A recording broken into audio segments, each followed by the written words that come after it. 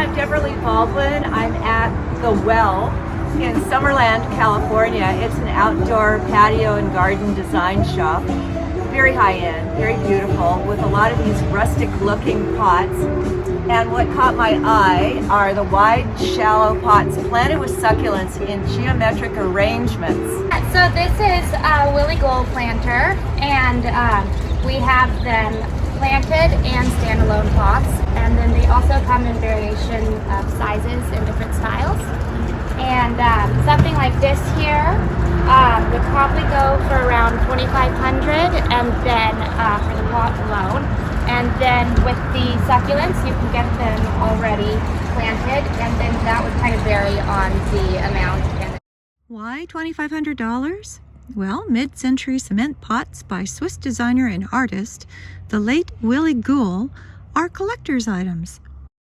I thought that it might be kind of fun to do one of those, here's how you can bypass spending a ton of money type of videos because I got this fiberglass pot at a garage sale, but I checked online and brand new ones are going for around $100. And I went to my local succulent nursery, Oasis Water Efficient Gardens, and I got these Echeveria Allegra. The diameter of the plants is about 4 to 5 inches. And I'm going to just repeat that geometric pattern. After cleaning my pot, I dabbed it with gray acrylic paint to make it look more like cement.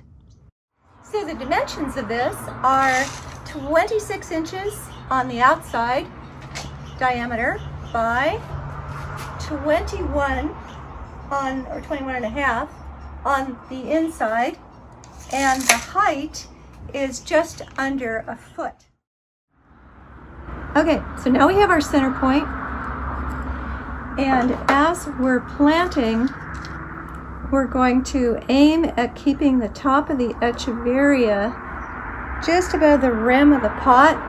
Basically, it's all about the geometry of the presentation. Very simple, very clean line, very sophisticated. And the plants will grow and they'll knit it more together, but you'll still get the lovely symmetry of the plants, no matter how much they touch and crowd. On my website and in the video description, find links to sources of synthetic pots, succulents, and soil. Echeverias or sempervivums are good choices because they're symmetrical and retain their shape as they grow. I got 21 plants, so their leaves would almost touch. If you're using smaller plants from a mail-order nursery, you might order more or space them farther apart. After all, plants grow. Use crushed rock to fill gaps and cover bare soil. A top dressing makes newly planted compositions look good. How many plants do you need? Cut a paper circle the size of your pot's diameter. Fold the paper in quarters to get its center point. When you're at the nursery, put the paper circle on the ground and set small succulents on top of it, beginning from the midpoint outward. I'm Debra Lee Baldwin. Thank you for joining me in my garden. Be sure to hit the like button and subscribe. And to learn more, go to my website, debraleebaldwin.com.